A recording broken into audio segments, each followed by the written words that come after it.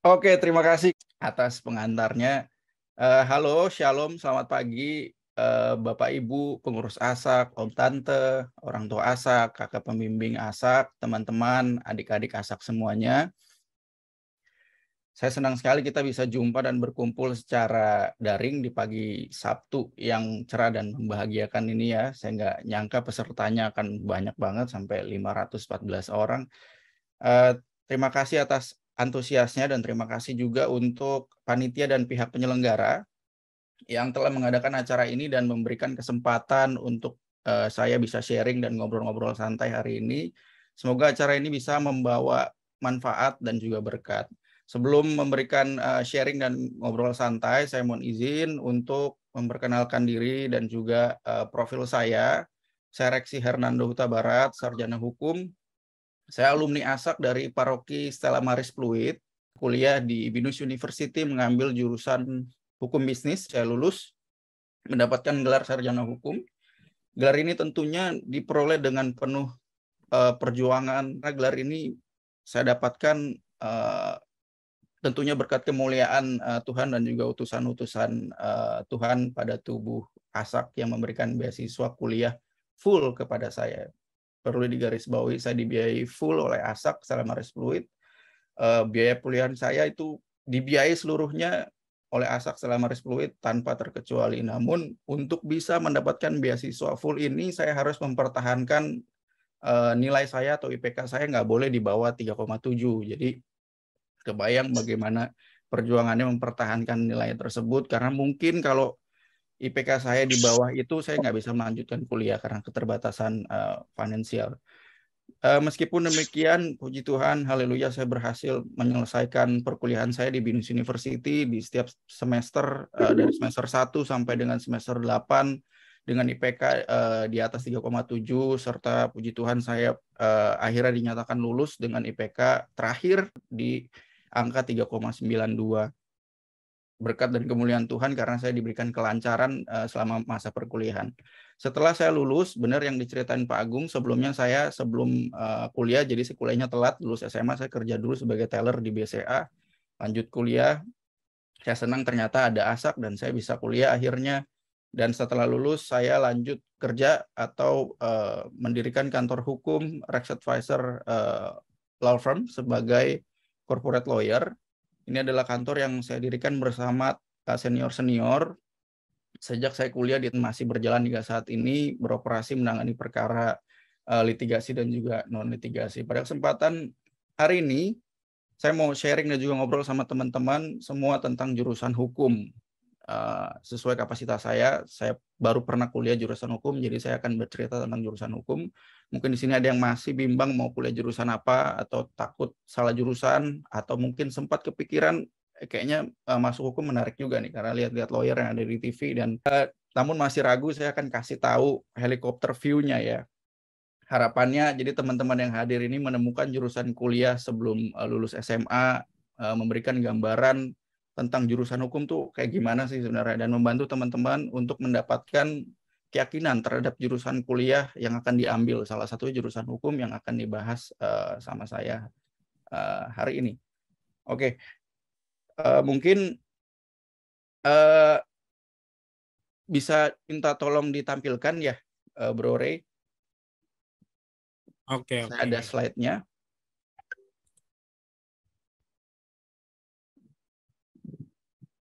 Ya, ini Career Day ASAK, pembentukan kuliah untuk anak ASAK dan juga orang tua ASAK yang saat ini hadir mewakili anaknya life after high school graduate, kehidupan setelah lulus SMA gitu ya. Ini saya alumni ASAK SMA Pluit dan profesinya corporate lawyer di Rex Advisor. Mungkin boleh dilanjutkan, Bro Rey. Apa yang akan kita bahas dan pelajari? Yang pertama itu adalah kita akan pelajari hal-hal yang dipelajari jika berkuliah jurusan hukum ya. Jadi ini adalah gambaran umum 3,5 tahun nanti akan belajar apa, peluang karir, cara menemukan minat pada jurusan hukum, cara memilih universitas yang tepat, dan sharing pengalaman menjadi mahasiswa dan lulusan hukum. Boleh dilanjut lagi, Bro Rey.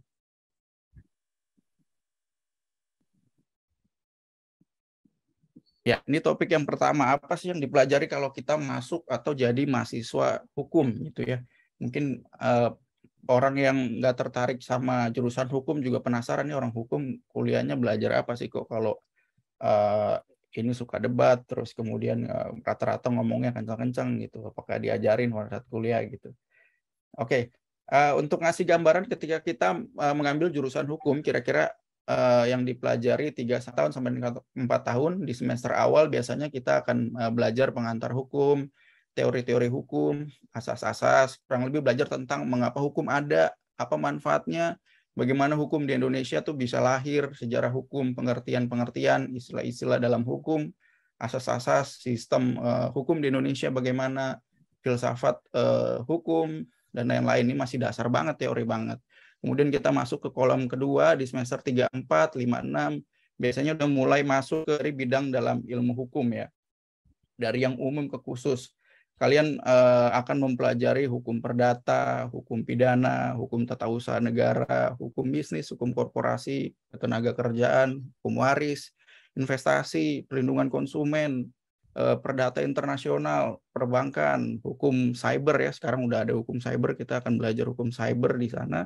Hak kekayaan intelektual, hukum persaingan usaha juga belajar, hukum kepailitan kalau perusahaannya pilot kita juga belajar, dan masih banyak lagi. Intinya kita belajar semua aspek dalam kehidupan kita. Karena Indonesia ini adalah negara hukum, kita setiap aspek dalam kehidupan kita tuh ada hukumnya, ada peraturannya. Kita akan belajar dari peraturan tertinggi, UUD 1945, TAP MPR, Undang-Undang Perpu, peraturan pemerintah, peraturan presiden, perda, kita akan pelajari semuanya. Tapi ini adalah pertanyaan sejuta umat ya. Apakah itu semua harus kita hafal gitu kalau orang hukum kan ya? Jawabannya enggak ya, karena yang penting itu kita tahu untuk hal-hal tertentu diatur di mana, dan kita bisa mengerti logika dari isi undang-undang. Karena pada saat kuliah itu bahkan UTS seringkali bisa open book. Dan kemudian dari semua bidang hukum yang disebutkan itu belum semua, itu aja udah banyak ya. Apakah kita harus ahli semua di bidang hukum itu? Jawabannya enggak ya teman-teman. Karena kita bisa milih salah satu topik yang paling kita minat untuk dijadikan topik penelitian skripsi dan jadi fokus kita di bidang hukum ya. Kalau kayak saya, skripsinya saya ambil pasar modal, saya ambil corporate law karena saya tuh business law, hukum bisnis ya. Jadi spesifik di salah satu bidang, makanya kenapa lawyernya jadi lawyer corporate gitu. Kemudian di fase akhir perkuliahan 7 dan 8 biasanya kita belajar ilmu praktik ya, tentang hukum acara pidana, hukum acara perdata, cara menyelesaikan sengketa di pengadilan, kepolisian, di arbitrase. Kemudian juga kita biasanya melakukan penelitian dan juga praktik kerja atau magang. Kemudian di semester akhir biasanya semakin dikit tuh SKS-nya, semakin dikit mata kuliahnya, karena kita akan fokus untuk ngerjain skripsi. Setelah skripsi, sidang skripsi, dinyatakan lulus, wisuda, udah deh dapat gelar sarjana hukum ya. Kira-kira sih gambaran helikopter view-nya kayak gitu kalau kuliah jurusan hukum. Sebenarnya kalau saya sih menjalaninya enjoy ya, seneng gitu, karena memang saya juga seneng sama ilmu hukum ini. Itulah mengapa adanya acara ini, karena perkuliahan itu tuh beda sama SMA sama SMK. Kalau SMA SMK kita tuh masih salah jurusan, masih ada mata kuliah atau mata pelajaran yang kita sukai gitu. Misalnya kita salah jurusan masuk IPA gitu. Tapi masih ada sejarah yang bisa kita kejar nilainya, masih ada biologi yang masih sifatnya hafalan. Seenggaknya masih ada. Tapi kalau kita salah kuliah, salah masuk jurusan pas kuliah, wah itu penyiksaannya sampai akhir ya, 3,5 tahun sampai 4 tahun itu. Karena dari awal sampai akhir kita belajar ilmu itu semua ya, konsentrasinya sangat 100% terhadap ilmu itu. Jadi acara ini ada untuk membantu teman-teman supaya jangan sampai salah jurusan. Nah, setelah ini kita akan bahas kalau misalnya lulus sarjana hukum kita akan jadi apa sih. Bro Ray, mungkin boleh dilanjut slide-nya. Nah, ini peluang karir kalau jadi sarjana hukum atau SH, nanti nama belakangnya ada SH-nya ya. Setelah tahu proses perkuliahannya gimana, apa yang dipelajari, kita lihat di lulusan hukum tuh yang sekarang bertebaran. Ini saya cari by research yang sekarang bertebaran untuk banyak dicari tuh yang profesinya apa ya. Yang kalau sektor publik tuh ada hakim tuh kita tahu kan, bisa nonton di TV-TV, jaksa itu pengacaranya negara, TNI Polri biasanya kita ngambil yang perwira karir, PNS biasanya di bidang hukum atau biro hukum, politisi mungkin nanti setelah ini juga ada bisa nanti di sharing, dan pengacara publik di LBH ya. Ini LBH tuh Lembaga Bantuan Masyarakat. Jadi memberikan jasa hukum secara pro bono, tidak bayar gitu di lembaga bantuan hukum ya. Dan sektor private tuh ada lawyer, corporate atau litigation. Kalau corporate tuh biasanya nangani transaksi perusahaan kayak merger, akuisisi, legal due diligence, lain-lain. Kalau litigation lawyer tuh biasanya dia yang akan bersidang, dan juga akan ke kantor polisi. Notaris, PPAT, kita tahu bikin akta, kurator dan pengurus biasanya ngurusin harta pilot ya. Legal auditor biasanya melakukan LDD, in-house lawyer, konsultan hukum yang kerjanya dari rumah tapi dia mengadvise sejumlah perusahaan multinasional. Legal counsel juga demikian, biasanya dia jadi perwakilan hukum yang ada di Indonesia dari perusahaan multinasional. Terus kalau kita ke perusahaan di BUMN dan juga di swasta, itu tuh ada legal jenjang karirnya kan dari legal officer cuma staff, terus naik jadi SPV, naik jadi manajer, dan juga ada direktur legal. Terus biasanya sarjana hukum juga dibutuhkan untuk human resources atau rekrutmen departemen, terus industrial relation. Kalau human resources ini HRD ya, yang nerima tenaga kerja baru. Kalau industrial relation ini biasanya dibutuhkan di perusahaan yang sifatnya ada pabriknya, jadi dia akan mengurusi masalah ketenaga kerjaan. Terus compliance and risk management biasanya menganalisa resiko-resiko yang akan ditangani oleh perusahaan, biasanya di perusahaan asuransi kalau ini. Dan yang terakhir ada manajemen trainee dan juga officer development program. Kalau manajemen trainee ini sekarang lagi banyak dibutuhkan oleh perusahaan-perusahaan BUMN. Dia sistemnya tuh merekrut untuk dijadikan manajer-manajer atau pimpinan-pimpinan di perusahaannya. Biasanya di belakangan yang sering buka lowongan tuh Astra, modelan, terus juga perusahaan-perusahaan tambang BUMN, terus kemudian juga perusahaan FMCG biasanya banyak juga membuka lowongan manajemen trainee. Dia tuh terima kita untuk dijadikan manajer atau pimpinan dalam satu sub bidang tertentu. Dan biasanya kalau officer development program itu adalah program yang dipersiapkan untuk menjadi supervisor, menjadi kepala cabang di bank biasanya. Ini yang perbankan baik yang di sektor swasta ataupun BUMN ya. Banyak juga yang membutuhkan sarjana hukum karena saya lihat salah satu kriterianya tuh harus sarjana hukum ya di situ. Oke, mungkin bisa kita lanjut, Bro Re.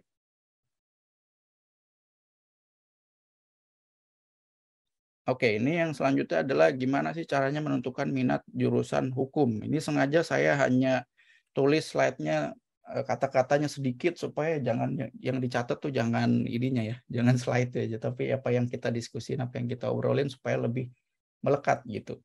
Nah, ini saya mau kasih bocoran kira-kira orang ataupun anak yang seperti apa sih, karakter yang seperti apa yang cocok jadi masuk jurusan sarjana hukum dan berprofesi pada peluang karir yang di slide sebelumnya kita bahas gitu. Yang pertama adalah kalau punya ciri-ciri ini kalian cocok masuk sarjana hukum gitu ya. Yang pertama adalah rasional, dia memiliki kemampuan logika yang baik, kritis dan juga analitis. Yang kedua, punya kecenderungan itu senang dan hebat pada mata pelajaran yang sifatnya hafalan gitu. Contohnya cenderung senang pada mata pelajaran biologi, terus sejarah, ekonomi, ekonominya tapi bukan yang hitung-hitungan dan statistik ya, karena di hukum nggak ada yang hitung-hitungan gitu. Mas Reksi, Ya. tinggal 5 menit lagi ya Mas. Oke, siap. Ya. Dan pendidikan kewarganegaraan biasanya kecenderungannya tuh menyukai pelajaran yang seperti itu dan punya kecenderungan senang menulis. Mungkin boleh dilanjut, Bro Re.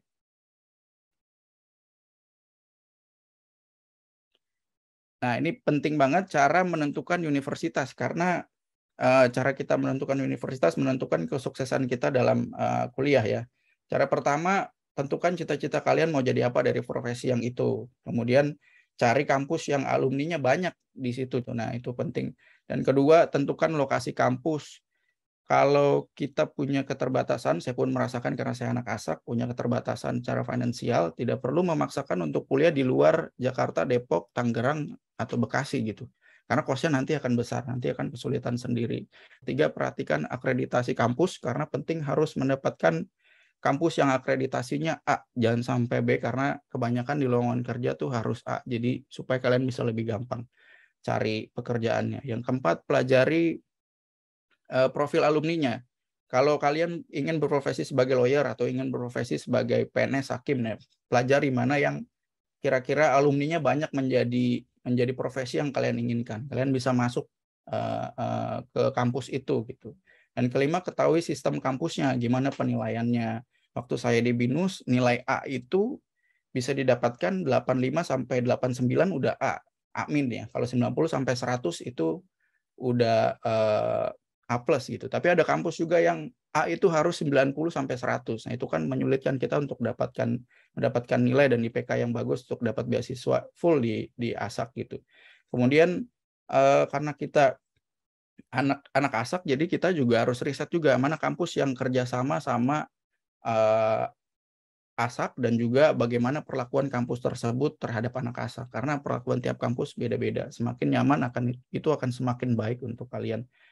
Oke, wah ini keren banget nih. Ini ada catatan dari saya nih. Ternyata ada misalnya nih tambahan tadi catatannya misalnya kalau menentukan profesi hukum salah satu kritis, kemampuan analisa dan mampu hafalan gitu ya Mas Reksi ya.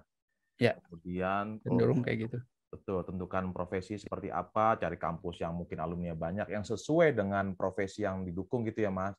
Betul, betul, betul, Kak. Gitu, kemudian lokasinya tentu dengan harus tepat, kemudian alangkah baiknya cari kampus yang bisa bekerja sama dengan ASAK. Kasih jempol buat Mas Reksi dong, luar biasa. Mana jempolnya? Wah, keren. Nah, sekarang kita sesi bertanya nih.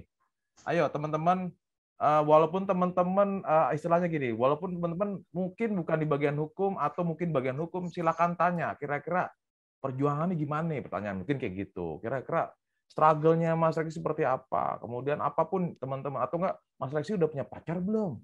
Kali aja gitu, bercanda ya. Tapi teman-teman silakan dieksplor, tanya.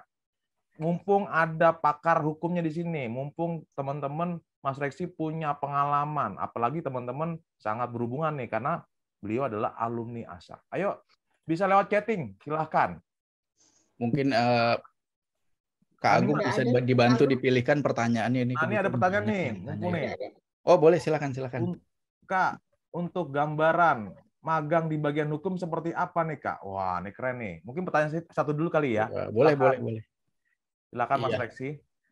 Jadi untuk gambaran ketika kita magang di kantor hukum tuh sama kayak kerja gitu. Jadi kan biasa kalau kita kuliah tuh ada libur sebulan sampai dengan 2 bulan full tuh kita libur. Biasanya kalau mau masuk dari semester 2 ke semester 3 ya, dari genap ke ganjil biasanya. Dan itu tuh sangat memungkinkan kita untuk magang, daftar magang. Jadi pas kita magang tuh kita benar-benar kerja ya. Jadi asistennya si lawyer. Jadi biasanya kita akan bantu menangani perkaranya juga, bantu drafting, bikin gugatan, bikin surat kuasa, terus bantu bikin surat somasi, terus juga bikin perjanjian, drafting. Nah, itu proses itu akan baik untuk kita untuk belajar karena begitu kita lulus, kita akan ngadu ya ibaratnya kalau bahasa simpelnya, akan ngadu dengan anak-anak dari universitas negeri, mungkin anak-anak dari universitas lain yang udah punya pengalaman mungkin student exchange ke luar negeri, terus kemudian udah magang dari semester 5, dan itu saya sangat merekomendasikan ketika kuliah harus magang ya, karena nanti supaya kita bisa bersaing dengan lebih punya kompetensi yang sama gitulah, setara. Jadi kita bisa masuk juga diterima, karena nggak gampang juga kan diterima magang gitu. Jadi kata kunci magang ya, karena magang itu bisa menjadi pembelajaran juga ya Mas ya. Betul. Pembelajaran, kemudian mentalnya juga, kemudian juga buat networking ya Mas ya. Betul. Oke, terima kasih jempol dong, luar biasa. Nih ada yang resen kan tadi. Saya pengen tahu nih yang resen. Dari Justina atau Justina? Bidara Cina. Betulkah Reshen? Saya konfirmasi. Yang Reshen langsung. Kalau mau bertanya silahkan juga, terbuka di sini. Halo? Atau salah pencet? Oke, sekarang saya tanya, ada pertanyaan lagi nih. Ini ada yang menarik nih. Mau nanya nih Kak, kalau mau menjadi profesi TNI atau Polri, apakah ngaruh akreditasi dari sebuah universitas? Wah, ini luar biasa pertanyaan nih. Wah, kayaknya mau jadi TNI Polri nih. Yoi. Lewat jalur perwira karir ya. Luar Semangat. biasa. Iya, betul. Gimana cara tahunya? Kalian bisa googling ini kampus ini akreditasinya apa gitu.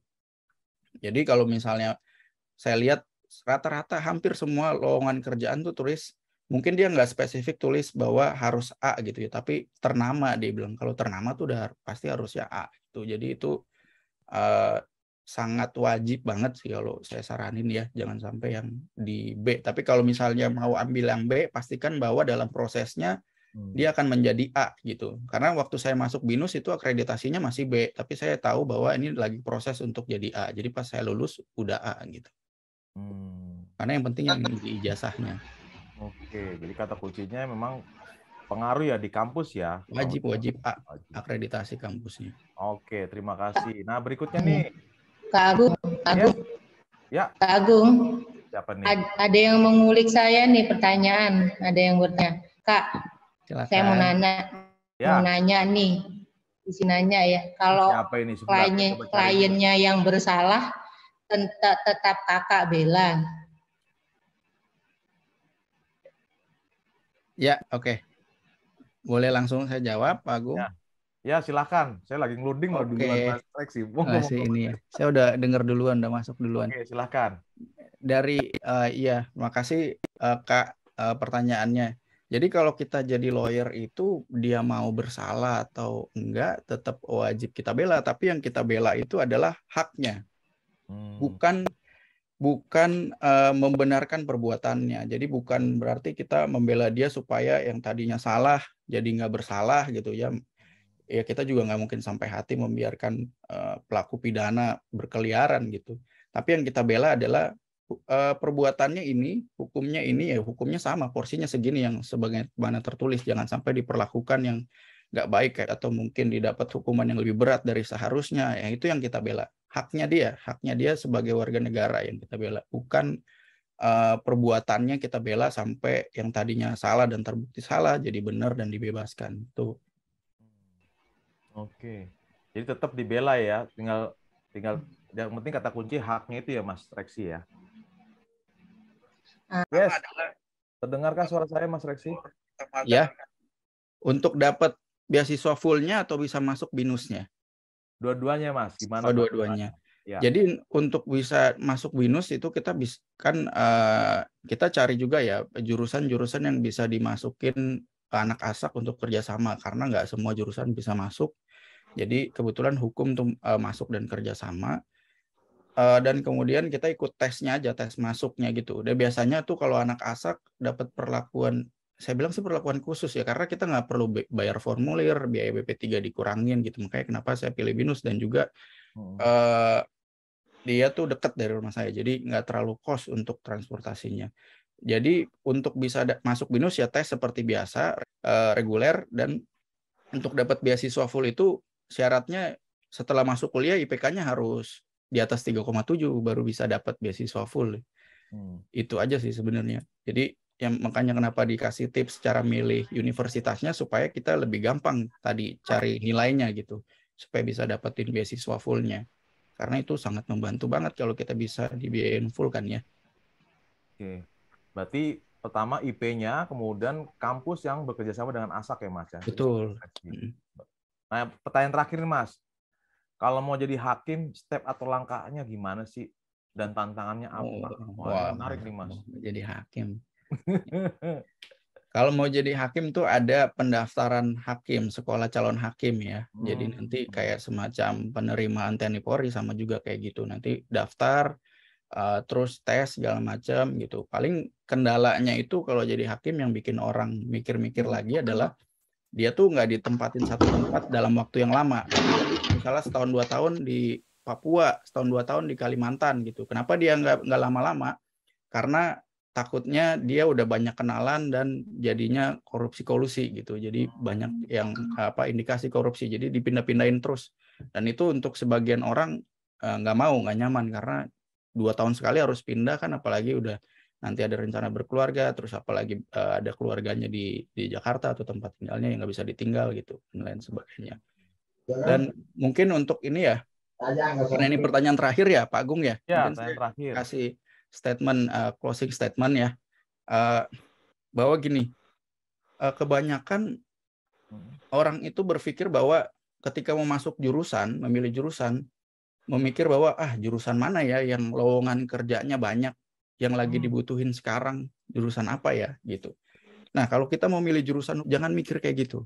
Yang harus kita pikir adalah apa yang memang benar-benar kita senangi sesuai dengan tujuan kita. Kita tujuannya mau jadi apa. Jadi harus nyambung antara passion dan purpose. Jadi passion kita apa dan tujuan kita mau jadi apa. Jangan mikir ini gajinya berapa ya kalau jadi ini. Terus ini peluang kerjanya banyak gak ya sekarang. Jangan mikir kayak gitu. Karena yang penting kuliah aja sesuai dengan apa yang kita senangi. Kejar nilainya jangan sampai di bawah 3,5 atau diupayakan untuk 3,9, 3,8 gitu ya. Karena kalau IPK kita gede, kita aktif di kuliah, terus kita punya kemampuan dan keilmuan, itu tuh kita kuliah juga enjoy, kuliah ketika kita lulus, kita nggak susah cari kerja.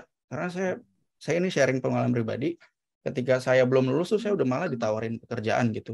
Dan banyak juga penawaran-penawaran yang datang karena ada IPK, karena ada personal branding yang dibangun gitu dari konten-konten yang dibikin, dari artikel yang dibuat dan lain sebagainya gitu. Mungkin kita punya IPK tuh kadang ada yang bilang bahwa ini cuma selembar kertas. Enggak, IPK tuh penting banget guys. Jadi buat ditawarin kerja tuh penting banget. IPK itu cerminan durability kita, performa kita pada saat kuliah, gimana kekuatan kita dan gimana kita pada saat kuliah. Memang pada saat kuliah nggak tentu juga kita ingat semua mata pelajaran dari semester 1 sampai semester 8. Tapi itu membuktikan bahwa kita sungguh-sungguh dalam belajar dan orang yang mau menerima kerja kita akan melihat itu sebagai ini dia punya kekuatan bekerja yang baik. Itu malam-malam masih mau belajar, terus masih mau explore dan melakukan nulis artikel, ikut kegiatan volunteer, ikut ASAK, ikut apa segala macam. Pesan saya pada saat kuliah, jadilah unggul yang bisa kita bangun gitu, karena pada saat kuliah semuanya tuh rata, ilmunya nol semua. Jadi kalau kita bisa kompetisi di situ, jadi lebih unggul dalam ilmu pengetahuan ya. Mungkin kurang finansial, nggak bisa ikut nongkrong ke sini, nggak bisa ikut nongkrong ke kafe, ke sana, ke sini, ya nggak apa-apa. Tapi jadilah lebih unggul dalam ilmu pengetahuan dan kuliah, rajinlah kuliahnya, peroleh IPK tinggi, jadi asisten dosen. Pengalaman saya sebagai anak ASAK yang kuliah di BINUS dan juga pengalaman bagaimana IPK yang besar tuh sangat berpengaruh terhadap kita. Oke, nah ini luar biasa nih catatan dari saya nih. Pertama, tipsnya adalah dari Mas Reksi, IPK penting banget karena sebagai hasil usaha kita di bidang perkuliahan. Yang kedua, selain kuliah diharapkan teman-teman aktif, networking, berteman yang banyak, bikin konten, sehingga harapannya nanti bukannya kita cari kerjaan, justru kerjaan akan banyak tawaran gitu ya Mas Reksi ya. Betul. Nah, yang paling penting adalah kita pilih yang kita senangi. Oke, kita senangi dan sesuaikan dengan tujuan kita agar passionnya sama tujuannya klop dan nanti rezeki akan ngikut. Gitu ya Mas Reksi ya. Kasih jempol dong buat Mas Reksi dong, tepuk tangan dong. Luar biasa, keren banget. Terima kasih Mas Reksi atas inspirasinya. Ini menjadi buat semangat dari teman-teman ya. Jadi ini contoh bahwa seorang Mas Reksi itu bisa sukses dan kita pasti juga sukses juga. Oke, terima kasih Mas Reksi. Terima kasih semuanya udah mau dengerin obrolannya. Sampai berjumpa lagi. Oke.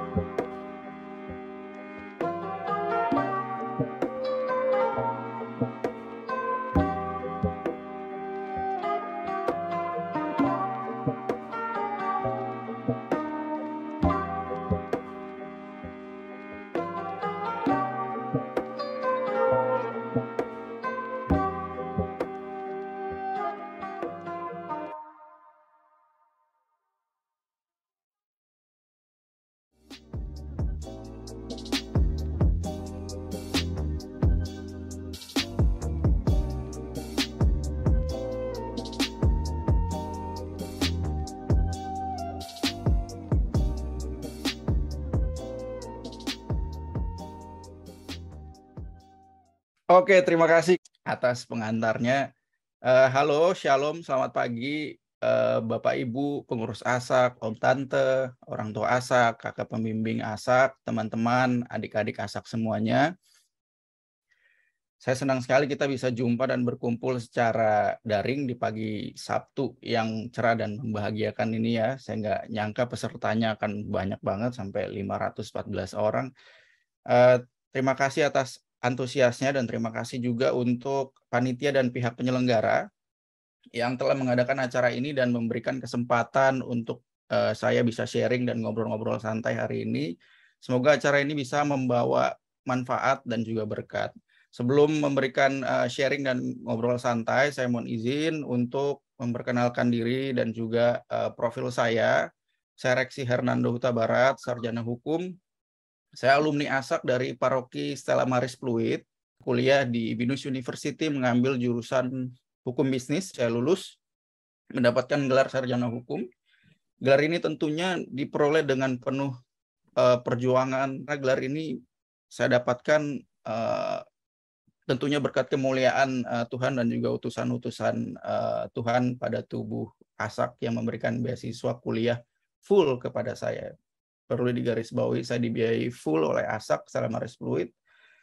Biaya kuliah saya itu dibiayai seluruhnya oleh ASAK Stella Maris Pluit tanpa terkecuali. Namun untuk bisa mendapatkan beasiswa full ini, saya harus mempertahankan nilai saya atau IPK saya nggak boleh di bawah 3,7. Jadi kebayang bagaimana perjuangannya mempertahankan nilai tersebut, karena mungkin kalau IPK saya di bawah itu saya nggak bisa melanjutkan kuliah karena keterbatasan finansial.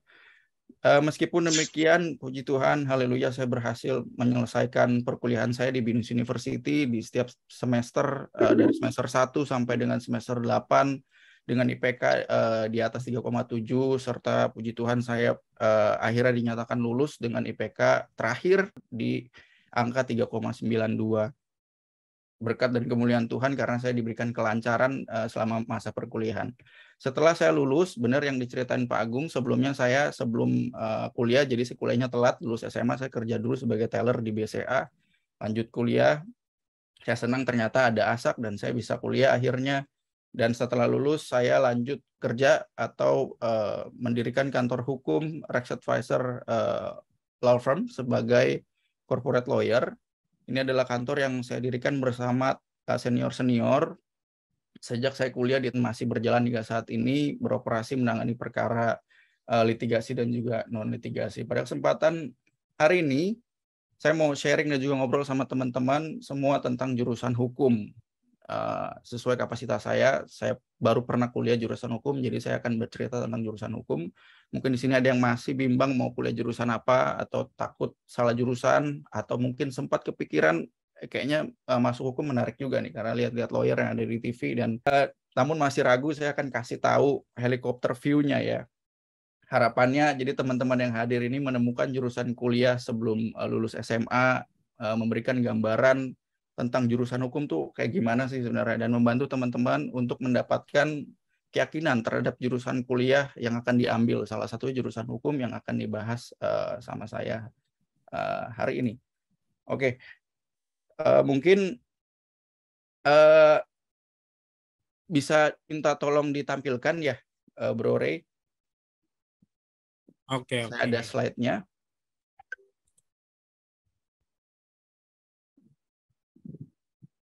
Ya, ini Career Day ASAK, pembentukan kuliah untuk anak ASAK dan juga orang tua ASAK yang saat ini hadir mewakili anaknya, Life After High School Graduate, kehidupan setelah lulus SMA gitu ya. Ini saya alumni ASAK Stella Pluit dan profesinya corporate lawyer di Rex Advisor. Mungkin boleh dilanjutkan, Bro Rey. Apa yang akan kita bahas dan pelajari? Yang pertama itu adalah kita akan pelajari hal-hal yang dipelajari jika berkuliah jurusan hukum ya. Jadi ini adalah gambaran umum 3,5 tahun nanti akan belajar apa, peluang karir, cara menemukan minat pada jurusan hukum, cara memilih universitas yang tepat, dan sharing pengalaman menjadi mahasiswa dan lulusan hukum. Boleh dilanjut lagi, Bro Rey.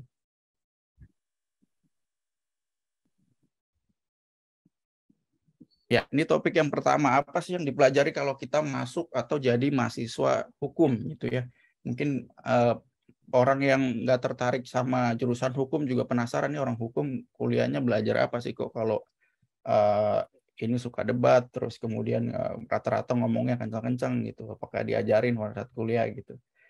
Oke, untuk ngasih gambaran ketika kita mengambil jurusan hukum, kira-kira yang dipelajari 3 tahun sampai 4 tahun. Di semester awal biasanya kita akan belajar pengantar hukum, teori-teori hukum, asas-asas, kurang lebih belajar tentang mengapa hukum ada, apa manfaatnya, bagaimana hukum di Indonesia tuh bisa lahir, sejarah hukum, pengertian-pengertian, istilah-istilah dalam hukum, asas-asas sistem hukum di Indonesia bagaimana, filsafat hukum, dan lain-lain. Ini masih dasar banget, teori banget.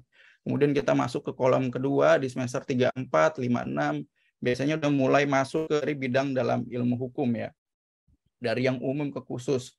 Kalian akan mempelajari hukum perdata, hukum pidana, hukum tata usaha negara, hukum bisnis, hukum korporasi, tenaga kerjaan, hukum waris, investasi, perlindungan konsumen, perdata internasional, perbankan, hukum cyber ya. Sekarang udah ada hukum cyber, kita akan belajar hukum cyber di sana. Hak kekayaan intelektual, hukum persaingan usaha juga belajar, hukum kepailitan kalau perusahaannya pilot kita juga belajar, dan masih banyak lagi. Intinya kita belajar semua aspek dalam kehidupan kita. Karena Indonesia ini adalah negara hukum, kita setiap aspek dalam kehidupan kita tuh ada hukumnya, ada peraturannya. Kita akan belajar dari peraturan tertinggi, UUD 1945, TAP MPR, undang-undang Perpu, peraturan pemerintah, peraturan presiden, perda, kita akan pelajari semuanya. Tapi ini adalah pertanyaan sejuta umat ya. Apakah itu semua harus kita hafal gitu kalau orang hukum kan ya? Jawabannya enggak ya, karena yang penting itu kita tahu untuk hal-hal tertentu diatur di mana, dan kita bisa mengerti logika dari isi undang-undang. Karena pada saat kuliah itu bahkan UTS seringkali bisa open book. Dan kemudian dari semua bidang hukum yang disebutkan itu belum semua, itu aja udah banyak ya. Apakah kita harus ahli semua di bidang hukum itu? Jawabannya enggak ya teman-teman. Karena kita bisa milih salah satu topik yang paling kita minat untuk dijadikan topik penelitian skripsi dan jadi fokus kita di bidang hukum ya. Kalau kayak saya, skripsinya saya ambil pasar modal, saya ambil corporate law karena saya tuh business law, hukum bisnis ya. Jadi spesifik di salah satu bidang, makanya kenapa lawyer-nya jadi lawyer corporate gitu. Kemudian di fase akhir perkuliahan 7 dan 8 biasanya kita belajar ilmu praktik ya, tentang hukum acara pidana, hukum acara perdata, cara menyelesaikan sengketa di pengadilan, kepolisian, di arbitrase. Kemudian juga kita biasanya melakukan penelitian dan juga praktik kerja atau magang. Kemudian di semester akhir biasanya semakin dikit tuh SKS-nya, semakin dikit mata kuliahnya, karena kita akan fokus untuk ngerjain skripsi. Setelah skripsi, sidang skripsi, dinyatakan lulus, wisuda, udah deh dapat gelar sarjana hukum ya. Kira-kira sih gambaran helikopter view-nya kayak gitu kalau kuliah jurusan hukum. Sebenarnya kalau saya sih menjalaninya enjoy ya, seneng gitu, karena memang saya juga seneng sama ilmu hukum ini. Itulah mengapa adanya acara ini, karena perkuliahan itu tuh beda sama SMA sama SMK. Kalau SMA SMK kita tuh masih salah jurusan, masih ada mata kuliah atau mata pelajaran yang kita sukai gitu. Misalnya kita salah jurusan masuk IPA gitu. Tapi masih ada sejarah yang bisa kita kejar nilainya, masih ada biologi yang masih sifatnya hafalan.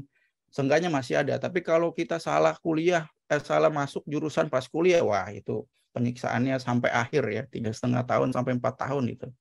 Karena dari awal sampai akhir kita belajar ilmu itu semua ya, konsentrasinya sangat 100% terhadap ilmu itu. Jadi acara ini ada untuk membantu teman-teman supaya jangan sampai salah jurusan. Nah, setelah ini kita akan bahas kalau misalnya lulus sarjana hukum kita akan jadi apa sih? Bro Ray mungkin boleh dilanjut slide-nya. Nah, ini peluang karir kalau jadi sarjana hukum atau SH, nanti nama belakangnya ada SH-nya ya. Setelah tahu proses perkuliahannya gimana, apa yang dipelajari, kita lihat di lulusan hukum tuh yang sekarang bertebaran. Ini saya cari by research yang sekarang bertebaran untuk banyak dicari tuh yang profesinya apa ya. Yang kalau sektor publik tuh ada hakim tuh kita tahu kan, bisa nonton di TV-TV, jaksa itu pengacaranya negara, TNI Polri biasanya kita ngambil yang perwira karir, PNS biasanya di bidang hukum atau biro hukum, politisi mungkin nanti setelah ini juga ada bisa nanti di sharing, dan pengacara publik di LBH ya. Ini LBH tuh lembaga bantuan masyarakat. Jadi memberikan jasa hukum secara pro bono, tidak bayar gitu di lembaga bantuan hukum ya. Dan sektor private tuh ada lawyer, corporate atau litigation. Kalau corporate tuh biasanya nangani transaksi perusahaan kayak merger, akuisisi, legal due diligence, lain-lain. Kalau litigation lawyer tuh biasanya dia yang akan bersidang, dan juga akan ke kantor polisi. Notaris, PPAT, kita tahu bikin akta, kurator dan pengurus biasanya ngurusin harta pilot ya. Legal auditor biasanya melakukan LDD, in-house lawyer, konsultan hukum yang kerjanya dari rumah tapi dia mengadvise sejumlah perusahaan multinasional. Legal counsel juga demikian, biasanya dia jadi perwakilan hukum yang ada di Indonesia dari perusahaan multinasional. Terus kalau kita ke perusahaan di BUMN dan juga di swasta, itu tuh ada legal jenjang karirnya kan dari legal officer cuma staff, terus naik jadi SPV, naik jadi manajer, dan juga ada direktur legal.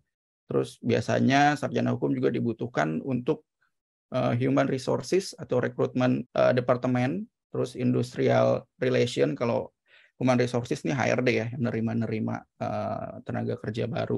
Kalau industrial relation ini biasanya dibutuhkan di perusahaan yang sifatnya ada pabriknya, jadi dia akan mengurusi masalah ketenaga kerjaan. Terus compliance and risk management biasanya menganalisa resiko-resiko yang akan ditangani oleh perusahaan, biasanya di perusahaan asuransi kalau ini. Dan yang terakhir ada manajemen trainee dan juga officer development program. Kalau manajemen trainee ini sekarang lagi banyak dibutuhkan oleh perusahaan-perusahaan BUMN. Dia sistemnya tuh merekrut untuk dijadikan manajer-manajer atau pimpinan-pimpinan di perusahaannya. Biasanya di belakangan yang sering buka lowongan tuh Astra modelan, terus juga perusahaan-perusahaan tambang BUMN, terus kemudian juga perusahaan FMCG biasanya banyak juga membuka lowongan manajemen trainee. Dia tuh terima kita untuk dijadikan manajer atau pimpinan dalam satu sub bidang tertentu. Dan biasanya kalau officer development program itu adalah program yang dipersiapkan untuk menjadi supervisor, menjadi kepala cabang di bank biasanya. Ini yang perbankan baik yang di sektor swasta ataupun BUMN ya. Banyak juga yang membutuhkan sarjana hukum karena saya lihat salah satu kriterianya tuh harus sarjana hukum ya di situ. Oke, mungkin bisa kita lanjut, Bro Re.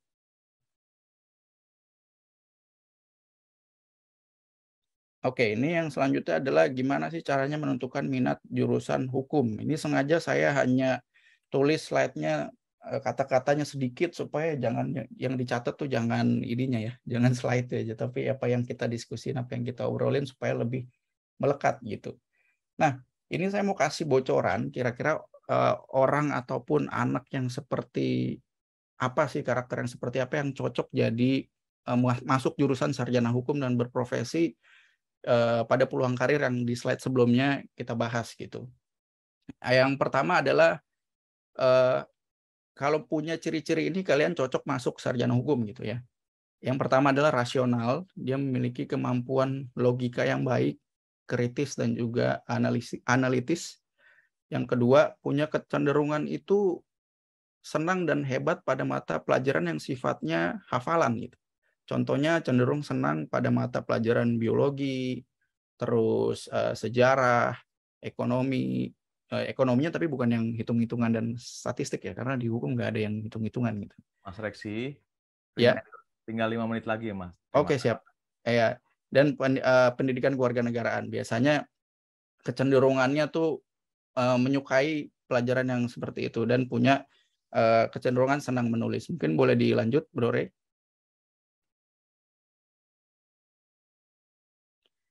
Nah, ini penting banget cara menentukan universitas karena cara kita menentukan universitas menentukan kesuksesan kita dalam kuliah ya. Cara pertama, tentukan cita-cita kalian mau jadi apa dari profesi yang itu. Kemudian cari kampus yang alumninya banyak di situ. Nah, itu penting. Dan kedua, tentukan lokasi kampus. Kalau kita punya keterbatasan, saya pun merasakan karena saya anak ASAK, punya keterbatasan secara finansial, tidak perlu memaksakan untuk kuliah di luar Jakarta, Depok, Tangerang, atau Bekasi gitu. Karena kosnya nanti akan besar, nanti akan kesulitan sendiri. Tiga, perhatikan akreditasi kampus, karena penting harus mendapatkan kampus yang akreditasinya A, jangan sampai B, karena kebanyakan di lowongan kerja tuh harus A. Jadi supaya kalian bisa lebih gampang cari pekerjaannya. Yang keempat, pelajari profil alumninya. Kalau kalian ingin berprofesi sebagai lawyer atau ingin berprofesi sebagai PNS, hakim, pelajari mana yang kira-kira alumninya banyak menjadi profesi yang kalian inginkan. Kalian bisa masuk ke kampus itu gitu. Dan kelima, ketahui sistem kampusnya, gimana penilaiannya.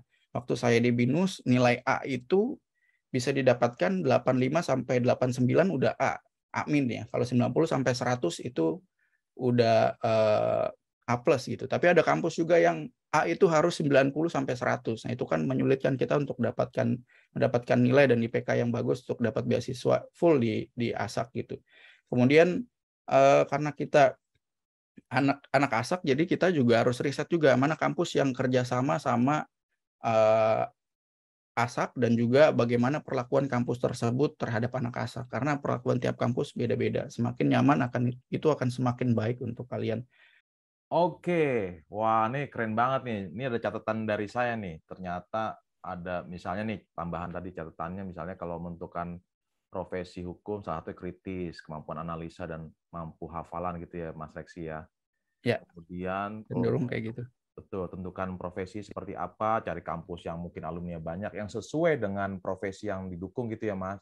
Betul Kak. Gitu. Kemudian lokasinya tentu dengan harus tepat, kemudian alangkah baiknya cari kampus yang bisa bekerja sama dengan ASAK. Kasih jempol buat Mas Reksi dong, luar biasa. Mana jempolnya? Wah, keren. Nah, sekarang kita sesi bertanya nih. Ayo teman-teman, walaupun teman-teman istilahnya gini, walaupun teman-teman mungkin bukan di bagian hukum atau mungkin bagian hukum, silakan tanya. Kira-kira perjuangannya gimana nih? Pertanyaan mungkin kayak gitu. Kira-kira struggle-nya Mas Reksi seperti apa? Kemudian apapun teman-teman, atau enggak Mas Reksi udah punya pacar belum? Kali aja gitu, bercanda ya. Tapi teman-teman silakan dieksplor, tanya. Mumpung ada pakar hukumnya di sini, mumpung teman-teman Mas Reksi punya pengalaman, apalagi teman-teman sangat berhubungan nih karena beliau adalah alumni ASAK. Ayo, bisa lewat chatting, silahkan. Mungkin Kak Agung bisa dibantu dipilihkan pertanyaannya ini. Nah, ini ada pertanyaan nih, mumpung nih. Oh, boleh, silakan. Kak, untuk gambaran magang di bagian hukum seperti apa nih, Kak? Wah, ini keren nih. Mungkin pertanyaan saya satu dulu kali ya. Boleh. Silakan Mas Reksi. Jadi untuk gambaran ketika kita magang di kantor hukum tuh sama kayak kerja gitu. Jadi kan biasa kalau kita kuliah tuh ada libur sebulan sampai dengan 2 bulan full tuh kita libur. Biasanya kalau mau masuk dari semester 2 ke semester 3 ya, dari genap ke ganjil biasanya. Dan itu tuh sangat memungkinkan kita untuk magang, daftar magang. Jadi pas kita magang tuh kita benar-benar kerja ya. Jadi asistennya si lawyer. Jadi biasanya kita akan bantu menangani perkaranya juga, bantu drafting, bikin gugatan, bikin surat kuasa, terus bantu bikin surat somasi, terus juga bikin perjanjian, drafting. Nah itu proses itu akan baik untuk kita untuk belajar, karena begitu kita lulus kita akan ngadu ya, ibaratnya kalau bahasa simpelnya akan ngadu dengan anak-anak dari universitas negeri, mungkin anak-anak dari universitas lain yang udah punya pengalaman, mungkin student exchange ke luar negeri, terus kemudian udah magang dari semester 5. Dan itu saya sangat merekomendasikan ketika kuliah harus magang ya, karena nanti supaya kita bisa bersaing dengan lebih punya kompetensi yang sama gitulah, setara. Jadi kita bisa masuk juga diterima, karena nggak gampang juga kan diterima magang gitu. Jadi kata kunci magang ya, karena magang itu bisa menjadi pembelajaran juga ya Mas ya. Betul. Pembelajaran, kemudian mentalnya juga, kemudian juga buat networking ya Mas ya. Betul. Oke, terima kasih jempol dong, luar biasa. Nih ada yang resen kan tadi. Saya pengen tahu nih yang resen. Dari Justina atau Justina? Bidara Cina. Betulkah Reshen? Saya konfirmasi. Yang Reshen langsung. Kalau mau bertanya silahkan juga, terbuka di sini. Halo? Atau salah pencet? Oke, sekarang saya tanya, ada pertanyaan lagi nih. Ini ada yang menarik nih.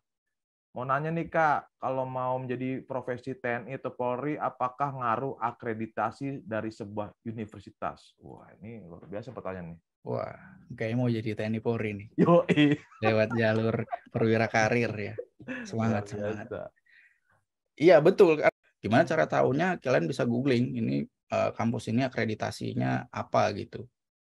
Jadi kalau misalnya saya lihat rata-rata hampir semua lowongan kerjaan tuh tulis, mungkin dia nggak spesifik tulis bahwa harus A gitu ya, tapi ternama dia bilang. Kalau ternama tuh udah pasti harusnya A gitu. Jadi itu sangat wajib banget sih kalau saya saranin ya, jangan sampai yang di B. Tapi kalau misalnya mau ambil yang B, pastikan bahwa dalam prosesnya dia akan menjadi A gitu. Karena waktu saya masuk BINUS itu akreditasinya masih B, tapi saya tahu bahwa ini lagi proses untuk jadi A. Jadi pas saya lulus udah A gitu. Karena yang penting yang di ijazahnya. Oke, jadi kata kuncinya memang pengaruh ya di kampus ya. Wajib A, akreditasi kampusnya. Oke, terima kasih. Nah berikutnya nih. Kak Agung. Ya. Kak Agung. Siapa nih? Ada yang mengulik saya nih pertanyaan. Ada yang bertanya. Kak, silakan. Saya mau nanya nih. Isi nanya ya. Kalau kliennya yang bersalah, tetap kakak bela. Ya, oke. Boleh langsung saya jawab, Pak Agung? Ya, silakan. Saya lagi ngeluding loh duluan Mas Reksi. Ini ya. Saya udah dengar duluan, udah masuk duluan. Oke, silakan. Dari makasih Kak pertanyaannya. Jadi kalau kita jadi lawyer itu dia mau bersalah atau enggak tetap wajib kita bela, tapi yang kita bela itu adalah haknya. Bukan membenarkan perbuatannya. Jadi bukan berarti kita membela dia supaya yang tadinya salah jadi nggak bersalah gitu ya. Ya kita juga nggak mungkin sampai hati membiarkan pelaku pidana berkeliaran gitu. Tapi yang kita bela adalah perbuatannya ini, hukumnya sama, porsinya segini yang sebagaimana tertulis. Jangan sampai diperlakukan yang nggak baik atau mungkin didapat hukuman yang lebih berat dari seharusnya. Yang itu yang kita bela. Haknya dia sebagai warga negara yang kita bela, bukan perbuatannya kita bela sampai yang tadinya salah dan terbukti salah jadi benar dan dibebaskan. Itu. Oke. Jadi tetap dibela ya, tinggal yang penting kata kunci haknya itu ya Mas Reksi ya. Yes. Terdengarkah suara saya Mas Reksi? Ya. Untuk dapat beasiswa fullnya atau bisa masuk BINUS-nya? Dua-duanya Mas, gimana? Dua-duanya. Ya. Jadi untuk bisa masuk BINUS itu kita kita cari juga ya jurusan-jurusan yang bisa dimasukin anak ASAK untuk kerjasama, karena nggak semua jurusan bisa masuk. Jadi kebetulan hukum tuh masuk dan kerjasama. Dan kemudian kita ikut tesnya aja, tes masuknya gitu. Dan biasanya tuh kalau anak ASAK dapat perlakuan, saya bilang sih perlakuan khusus ya, karena kita nggak perlu bayar formulir, biaya BP3 dikurangin gitu. Makanya kenapa saya pilih BINUS, dan juga dia tuh dekat dari rumah saya, jadi nggak terlalu cost untuk transportasinya. Jadi untuk bisa masuk BINUS ya tes seperti biasa, reguler, dan untuk dapat beasiswa full itu syaratnya setelah masuk kuliah IPK-nya harus di atas 3,7 baru bisa dapat beasiswa full. Itu aja sih sebenarnya. Jadi yang makanya kenapa dikasih tips cara milih universitasnya supaya kita lebih gampang tadi cari nilainya gitu, supaya bisa dapetin beasiswa fullnya. Karena itu sangat membantu banget kalau kita bisa dibiayain full kan ya. Oke. Berarti pertama IP-nya, kemudian kampus yang bekerja sama dengan ASAK ya Mas ya. Betul. Nah, pertanyaan terakhir nih Mas. Kalau mau jadi hakim, step atau langkahnya gimana sih? Dan tantangannya apa? Wah, menarik nih Mas. Jadi hakim. Kalau mau jadi hakim tuh ada pendaftaran hakim, sekolah calon hakim ya. Jadi nanti kayak semacam penerimaan TNI Polri sama juga kayak gitu. Nanti daftar, terus tes segala macam gitu. Paling kendalanya itu kalau jadi hakim yang bikin orang mikir-mikir lagi adalah dia tuh nggak ditempatin satu tempat dalam waktu yang lama. Misalnya setahun 2 tahun di Papua, setahun 2 tahun di Kalimantan gitu. Kenapa dia nggak lama-lama? karena takutnya dia udah banyak kenalan dan jadinya korupsi kolusi gitu. Jadi banyak yang indikasi korupsi. Jadi dipindah-pindahin terus. Dan itu untuk sebagian orang nggak nyaman karena 2 tahun sekali harus pindah kan, apalagi udah nanti ada rencana berkeluarga, terus apalagi ada keluarganya di Jakarta atau tempat tinggalnya yang nggak bisa ditinggal gitu dan lain sebagainya. Dan mungkin untuk ini ya, karena ini pertanyaan terakhir ya Pak Agung ya. Ya, mungkin saya terakhir. Kasih statement, closing statement ya, bahwa gini, kebanyakan orang itu berpikir bahwa ketika mau masuk jurusan, memilih jurusan, memikir bahwa jurusan mana ya yang lowongan kerjanya banyak, yang lagi dibutuhin sekarang, jurusan apa ya gitu. Nah kalau kita mau milih jurusan, jangan mikir kayak gitu. Yang harus kita pikir adalah apa yang memang benar-benar kita senangi sesuai dengan tujuan kita. Kita tujuannya mau jadi apa. Jadi harus nyambung antara passion dan purpose. Jadi passion kita apa dan tujuan kita mau jadi apa. Jangan mikir ini gajinya berapa ya kalau jadi ini. Terus ini peluang kerjanya banyak gak ya sekarang. Jangan mikir kayak gitu. Karena yang penting kuliah aja sesuai dengan apa yang kita senangi. Kejar nilainya jangan sampai di bawah 3,5 atau diupayakan untuk 3,9, 3,8 gitu ya. Karena kalau IPK kita gede, kita aktif di kuliah, terus kita punya kemampuan dan keilmuan, itu tuh kita kuliah juga enjoy, kuliah ketika kita lulus, kita nggak susah cari kerja. Karena saya ini sharing pengalaman pribadi, ketika saya belum lulus tuh saya udah malah ditawarin pekerjaan gitu. Dan banyak juga penawaran-penawaran yang datang karena ada IPK, karena ada personal branding yang dibangun gitu dari konten-konten yang dibikin, dari artikel yang dibuat dan lain sebagainya gitu. Mungkin kita punya IPK tuh kadang ada yang bilang bahwa ini cuma selembar kertas. Enggak, IPK tuh penting banget guys. Jadi buat ditawarin kerja tuh penting banget. IPK itu cerminan durability kita, performa kita pada saat kuliah, gimana kekuatan kita dan gimana kita pada saat kuliah. Memang pada saat kuliah nggak tentu juga kita ingat semua mata pelajaran dari semester 1 sampai semester 8. Tapi itu membuktikan bahwa kita sungguh-sungguh dalam belajar dan orang yang mau nerima kerja kita akan melihat itu sebagai ini dia punya kekuatan bekerja yang baik itu. Malam-malam masih mau belajar, terus masih mau explore dan melakukan nulis artikel, ikut kegiatan volunteer, ikut ASAP, ikut apa segala macam.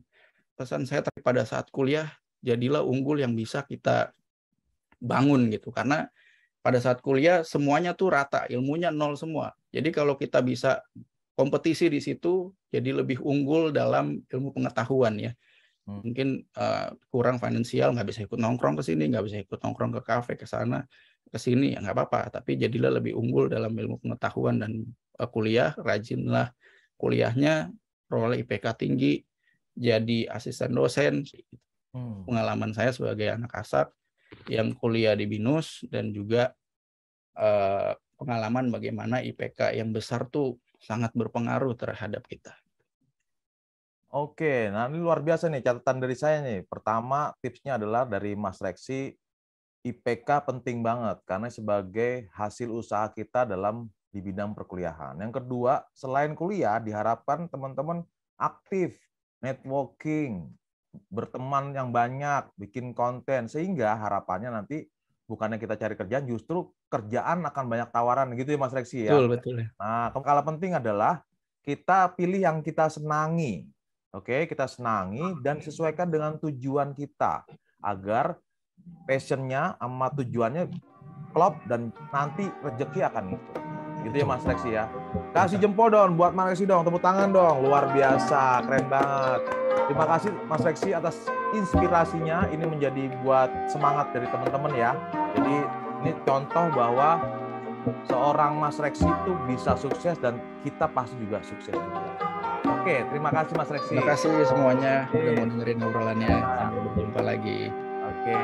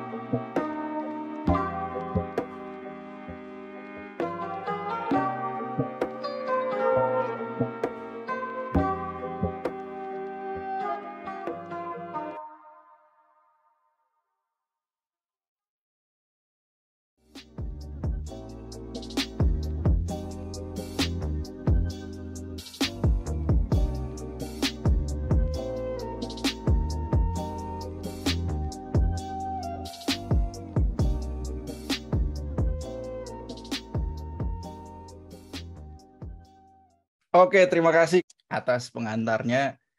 Halo, Shalom, selamat pagi Bapak Ibu, pengurus ASAK, Om Tante, orang tua ASAK, kakak pembimbing ASAK, teman-teman, adik-adik ASAK semuanya. Saya senang sekali kita bisa jumpa dan berkumpul secara daring di pagi Sabtu yang cerah dan membahagiakan ini ya. Saya nggak nyangka pesertanya akan banyak banget sampai 514 orang.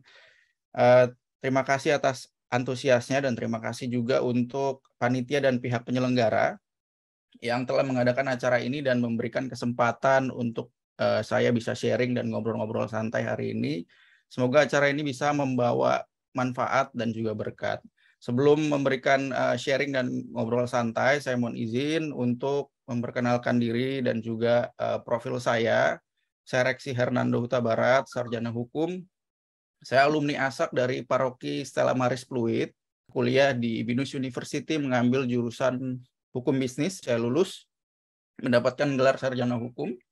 Gelar ini tentunya diperoleh dengan penuh perjuangan. Nah, gelar ini saya dapatkan tentunya berkat kemuliaan Tuhan dan juga utusan-utusan Tuhan pada tubuh ASAK yang memberikan beasiswa kuliah full kepada saya.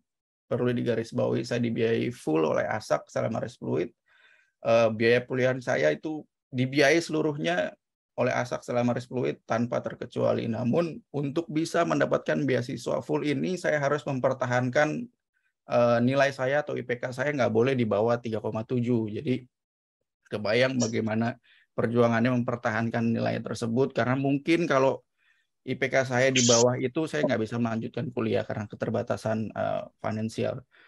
Meskipun demikian, puji Tuhan, haleluya, saya berhasil menyelesaikan perkuliahan saya di Binus University di setiap semester, dari semester 1 sampai dengan semester 8 dengan IPK di atas 3,7, serta puji Tuhan saya akhirnya dinyatakan lulus dengan IPK terakhir di angka 3,92.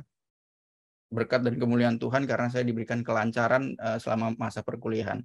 Setelah saya lulus, benar yang diceritain Pak Agung, sebelumnya saya sebelum kuliah, jadi saya kuliahnya telat, lulus SMA, saya kerja dulu sebagai teller di BCA, lanjut kuliah, saya senang ternyata ada ASAK dan saya bisa kuliah akhirnya, dan setelah lulus saya lanjut kerja atau mendirikan kantor hukum Rex Advisor Law Firm sebagai corporate lawyer.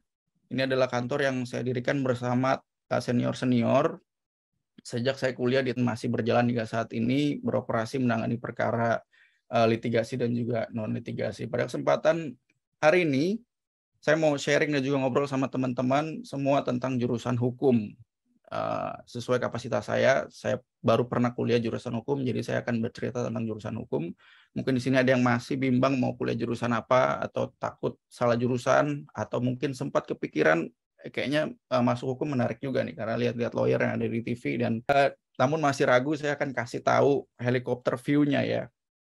Harapannya jadi teman-teman yang hadir ini menemukan jurusan kuliah sebelum lulus SMA, memberikan gambaran tentang jurusan hukum tuh kayak gimana sih sebenarnya, dan membantu teman-teman untuk mendapatkan keyakinan terhadap jurusan kuliah yang akan diambil. Salah satu jurusan hukum yang akan dibahas sama saya hari ini. Oke, mungkin bisa minta tolong ditampilkan ya, Bro Ray. Oke. Ada slide-nya.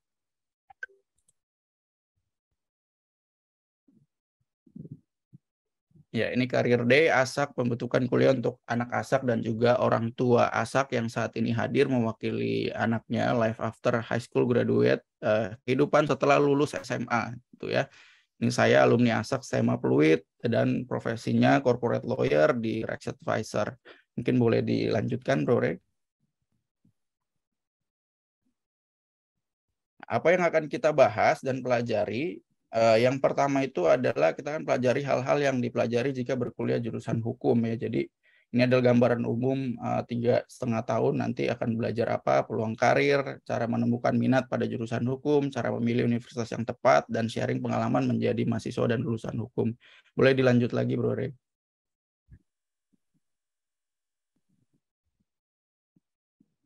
Ya, ini topik yang pertama, apa sih yang dipelajari kalau kita masuk atau jadi mahasiswa hukum gitu ya.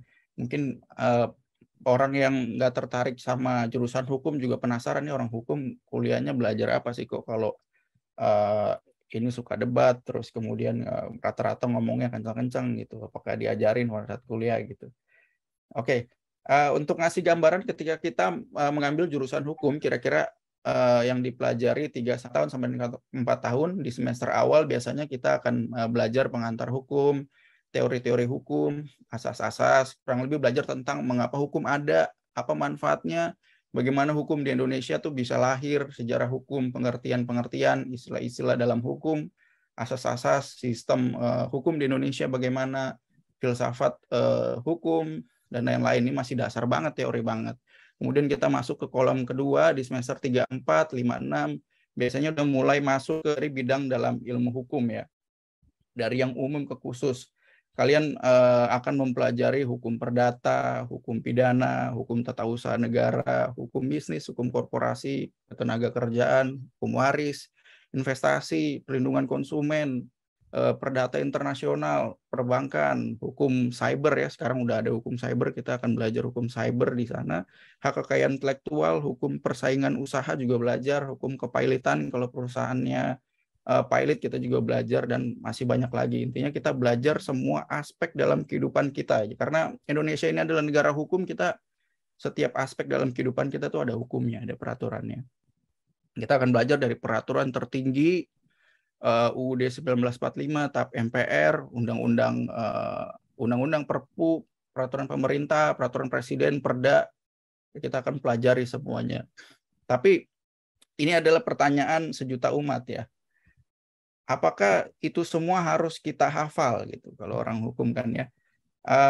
Jawabannya enggak ya, karena yang penting itu kita tahu untuk hal-hal tertentu diatur di mana, dan kita bisa mengerti logika dari isi undang-undang. Karena pada saat kuliah itu bahkan UTS seringkali bisa open book. Dan kemudian dari semua bidang hukum yang disebutkan itu belum semua, itu aja udah banyak ya. Apakah kita harus ahli semua di bidang hukum itu?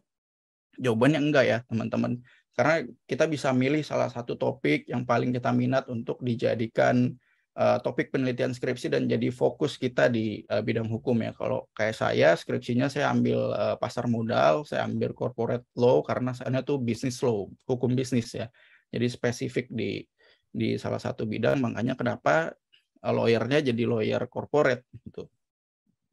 Kemudian di fase akhir perkuliahan 7 dan 8 biasanya kita belajar ilmu praktik ya, tentang hukum acara pidana, hukum acara perdata, cara menyelesaikan sengketa di pengadilan, kepolisian, di arbitrase. Kemudian juga kita biasanya melakukan penelitian dan juga praktik kerja atau magang. Kemudian di semester akhir biasanya semakin dikit tuh SKS-nya, semakin dikit mata kuliahnya, karena kita akan fokus untuk ngerjain skripsi. Setelah skripsi, sidang skripsi, dinyatakan lulus, wisuda, udah deh dapat gelar sarjana hukum ya. Kira-kira sih gambaran helikopter view-nya kayak gitu kalau kuliah jurusan hukum. Sebenarnya kalau saya sih menjalaninya enjoy ya, seneng gitu, karena memang saya juga seneng sama ilmu hukum ini. Itulah mengapa adanya acara ini, karena perkuliahan itu tuh beda sama SMA sama SMK. Kalau SMA SMK kita tuh masih salah jurusan, masih ada mata kuliah atau mata pelajaran yang kita sukai gitu. Misalnya kita salah jurusan masuk IPA gitu. Tapi masih ada sejarah yang bisa kita kejar nilainya, masih ada biologi yang masih sifatnya hafalan. Seenggaknya masih ada. Tapi kalau kita salah kuliah, salah masuk jurusan pas kuliah, wah itu penyiksaannya sampai akhir ya, 3,5 tahun sampai 4 tahun itu.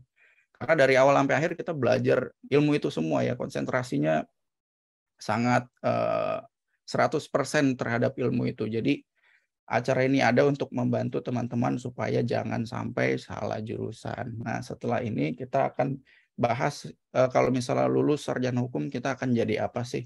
Bro Ray mungkin boleh dilanjut slide-nya. Nah, ini peluang karir kalau jadi sarjana hukum atau SH, nanti nama belakangnya ada SH-nya ya. Setelah tahu proses perkuliahannya gimana, apa yang dipelajari, kita lihat di lulusan hukum tuh yang sekarang bertebaran. Ini saya cari by research yang sekarang bertebaran untuk banyak dicari tuh yang profesinya apa ya, Yang kalau sektor publik tuh ada hakim tuh kita tahu kan, bisa nonton di TV-TV, jaksa itu pengacaranya negara. TNI Polri biasanya kita ngambil yang perwira karir, PNS biasanya di bidang hukum atau biro hukum, politisi mungkin nanti setelah ini juga ada bisa nanti di sharing, dan pengacara publik di LBH ya. Ini LBH tuh lembaga bantuan masyarakat. Jadi memberikan jasa hukum secara pro bono, tidak bayar gitu di lembaga bantuan hukum ya. Dan sektor private tuh ada lawyer, corporate atau litigation. Kalau corporate tuh biasanya nangani transaksi perusahaan kayak merger, akuisisi, legal due diligence, lain-lain. Kalau litigation lawyer tuh biasanya dia yang akan bersidang, dan juga akan ke kantor polisi. Notaris, PPAT, kita tahu bikin akta, kurator dan pengurus biasanya ngurusin harta pilot ya.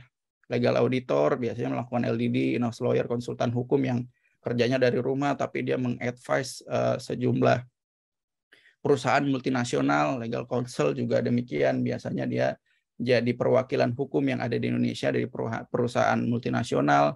Terus kalau kita ke perusahaan di BUMN dan juga di swasta, itu tuh ada legal jenjang karirnya kan dari legal officer cuma staff, terus naik jadi SPV, naik jadi manajer, dan juga ada direktur legal.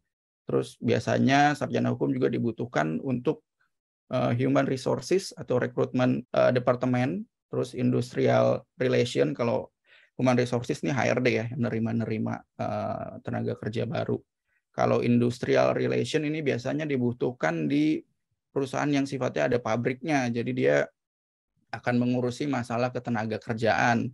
Terus compliance and risk management biasanya menganalisa resiko-resiko yang akan ditangani oleh perusahaan, biasanya di perusahaan asuransi kalau ini.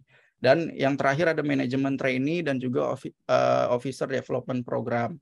Kalau manajemen trainee ini sekarang lagi banyak dibutuhkan oleh perusahaan-perusahaan BUMN. Dia sistemnya tuh merekrut untuk dijadikan manajer-manajer atau pimpinan-pimpinan di perusahaannya. Biasanya di belakangan yang sering buka lowongan tuh Astra, modelnya, terus juga perusahaan-perusahaan tambang BUMN, terus kemudian juga perusahaan FMCG biasanya banyak juga membuka lowongan manajemen trainee. Dia tuh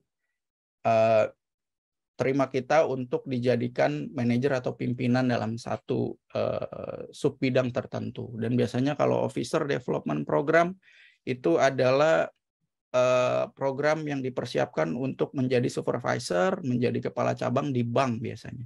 Ini yang perbankan baik yang di sektor swasta ataupun BUMN ya. Banyak juga yang membutuhkan sarjana hukum karena saya lihat salah satu kriterianya tuh harus sarjana hukum ya di situ. Oke, mungkin bisa kita lanjut, Bro Re.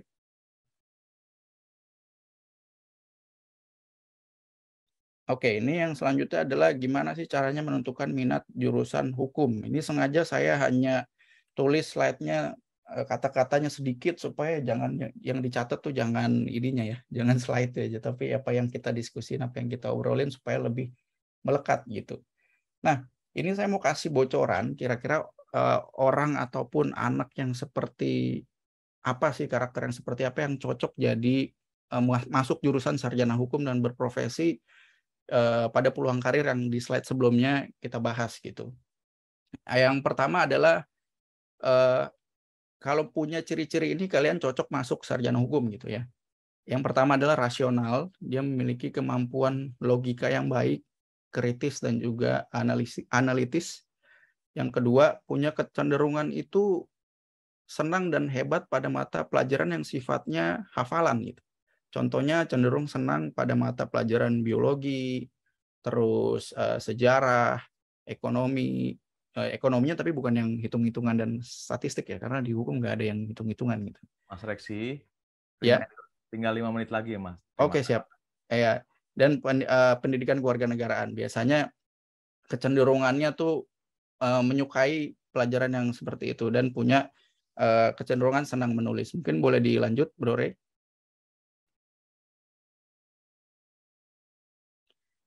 Nah, ini penting banget cara menentukan universitas, karena cara kita menentukan universitas menentukan kesuksesan kita dalam kuliah ya. Cara pertama, tentukan cita-cita kalian mau jadi apa dari profesi yang itu. Kemudian cari kampus yang alumninya banyak di situ. Nah, itu penting. Dan kedua, tentukan lokasi kampus. Kalau kita punya keterbatasan, saya pun merasakan karena saya anak ASAK, punya keterbatasan secara finansial, tidak perlu memaksakan untuk kuliah di luar Jakarta, Depok, Tangerang, atau Bekasi gitu. Karena kosnya nanti akan besar, nanti akan kesulitan sendiri. 3, perhatikan akreditasi kampus, karena penting harus mendapatkan kampus yang akreditasinya A, jangan sampai B, karena kebanyakan di lowongan kerja tuh harus A, jadi supaya kalian bisa lebih gampang cari pekerjaannya. Yang keempat, pelajari profil alumninya. Kalau kalian ingin berprofesi sebagai lawyer atau ingin berprofesi sebagai PNS, hakim, pelajari mana yang kira-kira alumninya banyak menjadi profesi yang kalian inginkan. Kalian bisa masuk ke kampus itu gitu. Dan kelima, ketahui sistem kampusnya, gimana penilaiannya.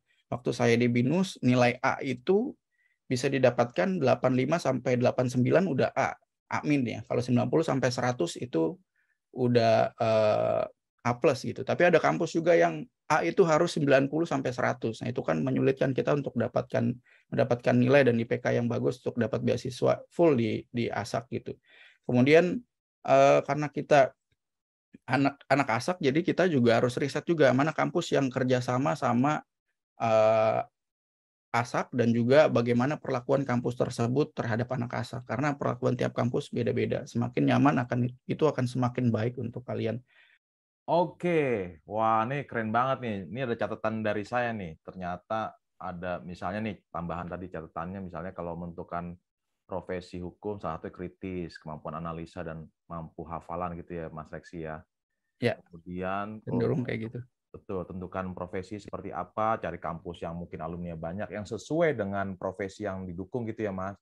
Betul Kak. Gitu. Kemudian lokasinya tentu dengan harus tepat, kemudian alangkah baiknya cari kampus yang bisa bekerja sama dengan ASAK. Kasih jempol buat Mas Reksi dong, luar biasa. Mana jempolnya? Wah, keren. Nah, sekarang kita sesi bertanya nih. Ayo teman-teman, walaupun teman-teman istilahnya gini, walaupun teman-teman mungkin bukan di bagian hukum atau mungkin bagian hukum, silakan tanya. Kira-kira perjuangannya gimana nih? Pertanyaan mungkin kayak gitu. Kira-kira struggle-nya Mas Reksi seperti apa? Kemudian apapun teman-teman, atau enggak Mas Reksi udah punya pacar belum? Kali aja gitu, bercanda ya. Ayo teman-teman, silakan dieksplor, tanya. Mumpung ada pakar hukumnya di sini, mumpung teman-teman Mas Reksi punya pengalaman, apalagi teman-teman sangat berhubungan nih karena beliau adalah alumni ASAK. Ayo, bisa lewat chatting, silahkan. Mungkin Kak Agung bisa dibantu dipilihkan pertanyaannya ini. Ini ada pertanyaan nih, mumpung nih. Oh boleh, silakan. Kak, untuk gambaran magang di bagian hukum seperti apa nih Kak? Wah, ini keren nih. Mungkin pertanyaan saya satu dulu kali ya. Boleh. Silakan Mas Reksi. Jadi untuk gambaran ketika kita magang di kantor hukum tuh sama kayak kerja gitu. Jadi kan biasa kalau kita kuliah tuh ada libur sebulan sampai dengan 2 bulan full tuh kita libur. Biasanya kalau mau masuk dari semester 2 ke semester 3 ya, dari genap ke ganjil biasanya.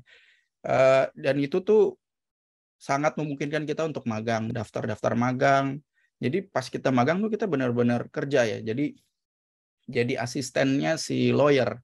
Jadi biasanya kita akan bantu menangani perkaranya juga, bantu drafting, bikin gugatan, bikin surat kuasa, terus bantu bikin surat somasi, terus juga bikin perjanjian, drafting. Nah itu proses itu akan baik untuk kita untuk belajar karena begitu kita lulus kita akan ngadu ya ibaratnya kalau bahasa simpelnya akan ngadu dengan anak-anak dari universitas negeri, mungkin anak-anak dari universitas lain yang udah punya pengalaman mungkin student exchange ke luar negeri, terus kemudian udah magang dari semester 5, dan itu saya sangat merekomendasikan ketika kuliah harus magang ya, karena nanti supaya kita bisa bersaing dengan lebih punya kompetensi yang sama gitulah, setara. Jadi kita bisa masuk juga diterima, karena nggak gampang juga kan diterima magang gitu.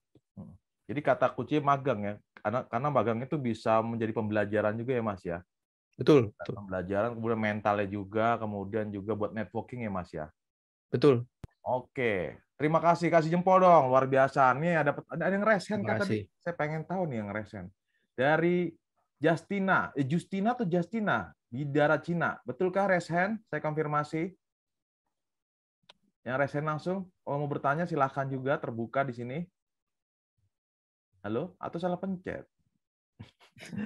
Oke, sekarang saya tanya, ada pertanyaan lagi nih. Ini ada yang menarik nih. Mau nanya nih Kak, kalau mau menjadi profesi TNI atau Polri, apakah ngaruh akreditasi dari sebuah universitas? Wah, ini luar biasa pertanyaan nih. Wah, kayaknya mau jadi TNI Polri nih. Yoi. Lewat jalur perwira karir ya. Semangat. Iya, betul. Gimana cara tahunya? Kalian bisa googling, ini kampus ini akreditasinya apa gitu. Jadi kalau misalnya saya lihat rata-rata hampir semua lowongan kerjaan tuh tulis, mungkin dia nggak spesifik tulis bahwa harus A gitu ya, tapi ternama dia bilang. Kalau ternama tuh udah pasti harusnya A gitu. Jadi itu sangat wajib banget sih kalau saya saranin ya, jangan sampai yang di B. Tapi kalau misalnya mau ambil yang B, pastikan bahwa dalam prosesnya dia akan menjadi A gitu. Karena waktu saya masuk BINUS itu akreditasinya masih B, tapi saya tahu bahwa ini lagi proses untuk jadi A. Jadi pas saya lulus udah A gitu. Karena yang penting yang di ijazahnya. Oke, jadi kata kuncinya memang pengaruh ya di kampus ya. Wajib A, akreditasi kampusnya. Oke, terima kasih. Nah, berikutnya nih. Kak Agung. Ya. Kak Agung. Siapa nih? Ada yang mengulik saya nih pertanyaan. Ada yang bertanya. Kak, silakan. Saya mau nanya nih. Isi nanya ya. Kalau kliennya yang bersalah, tetap kakak bela. Ya, oke. Boleh langsung saya jawab, Pak Agung? Ya, silakan. Saya lagi ngeluding loh duluan Mas Reksi. Ini ya. Saya udah dengar duluan, udah masuk duluan. Oke, silakan. Dari makasih Kak pertanyaannya. Jadi kalau kita jadi lawyer itu dia mau bersalah atau enggak tetap wajib kita bela, tapi yang kita bela itu adalah haknya. Bukan membenarkan perbuatannya. Jadi bukan berarti kita membela dia supaya yang tadinya salah jadi nggak bersalah gitu ya. Ya kita juga nggak mungkin sampai hati membiarkan pelaku pidana berkeliaran gitu. Tapi yang kita bela adalah perbuatannya ini, hukumnya ini ya hukumnya sama, porsinya segini yang sebagaimana tertulis. Jangan sampai diperlakukan yang nggak baik atau mungkin didapat hukuman yang lebih berat dari seharusnya. Yang itu yang kita bela. Haknya dia sebagai warga negara yang kita bela, bukan perbuatannya kita bela sampai yang tadinya salah dan terbukti salah jadi benar dan dibebaskan. Tuh. Oke. Jadi tetap dibela ya, tinggal yang penting kata kunci haknya itu ya Mas Reksi ya. Yes. Terdengarkah suara saya Mas Reksi? Ya. Untuk dapat beasiswa fullnya atau bisa masuk BINUS-nya? Dua-duanya Mas, gimana? Oh, dua-duanya. Ya. Jadi untuk bisa masuk BINUS itu kita kita cari juga ya jurusan-jurusan yang bisa dimasukin anak ASAK untuk kerjasama, karena nggak semua jurusan bisa masuk. Jadi kebetulan hukum tuh masuk dan kerjasama. Dan kemudian kita ikut tesnya aja, tes masuknya gitu. Dan biasanya tuh kalau anak ASAK dapat perlakuan, saya bilang sih perlakuan khusus ya, karena kita nggak perlu bayar formulir, biaya BP3 dikurangin gitu. Makanya kenapa saya pilih BINUS, dan juga dia tuh dekat dari rumah saya, jadi nggak terlalu kos untuk transportasinya. Jadi untuk bisa masuk BINUS ya tes seperti biasa, reguler, dan untuk dapat beasiswa full itu syaratnya setelah masuk kuliah IPK-nya harus di atas 3,7 baru bisa dapat beasiswa full. Itu aja sih sebenarnya. Jadi yang makanya kenapa dikasih tips cara milih universitasnya supaya kita lebih gampang tadi cari nilainya gitu, supaya bisa dapetin beasiswa fullnya. Karena itu sangat membantu banget kalau kita bisa dibiayain full kan ya. Oke.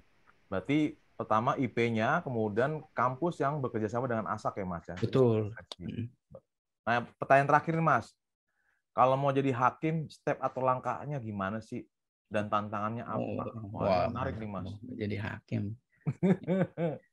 Kalau mau jadi hakim tuh ada pendaftaran hakim, sekolah calon hakim ya. Jadi nanti kayak semacam penerimaan TNI Polri sama juga kayak gitu. Nanti daftar, terus tes segala macam gitu. Paling kendalanya itu kalau jadi hakim yang bikin orang mikir-mikir lagi adalah dia tuh nggak ditempatin satu tempat dalam waktu yang lama. Misalnya setahun 2 tahun di Papua, setahun 2 tahun di Kalimantan gitu. Kenapa dia nggak lama-lama? karena takutnya dia udah banyak kenalan dan jadinya korupsi kolusi gitu. Jadi banyak yang indikasi korupsi. Jadi dipindah-pindahin terus. Dan itu untuk sebagian orang nggak mau, nggak nyaman karena 2 tahun sekali harus pindah kan, apalagi udah nanti ada rencana berkeluarga, terus apalagi ada keluarganya di Jakarta atau tempat tinggalnya yang nggak bisa ditinggal gitu dan lain sebagainya. Dan mungkin untuk ini ya, karena ini pertanyaan terakhir ya Pak Agung ya, mungkin saya kasih statement, closing statement ya, bahwa gini, kebanyakan orang itu berpikir bahwa ketika mau masuk jurusan, memilih jurusan, memikir bahwa jurusan mana ya yang lowongan kerjanya banyak, yang lagi dibutuhin sekarang, jurusan apa ya gitu. Nah kalau kita mau milih jurusan, jangan mikir kayak gitu. Yang harus kita pikir adalah apa yang memang benar-benar kita senangi sesuai dengan tujuan kita. Kita tujuannya mau jadi apa. Jadi harus nyambung antara passion dan purpose. Jadi passion kita apa dan tujuan kita mau jadi apa. Jangan mikir ini gajinya berapa ya kalau jadi ini. Terus ini peluang kerjanya banyak gak ya sekarang. Jangan mikir kayak gitu. Karena yang penting kuliah aja sesuai dengan apa yang kita senangi. Kejar nilainya jangan sampai di bawah 3,5 atau diupayakan untuk 3,9, 3,8 gitu ya.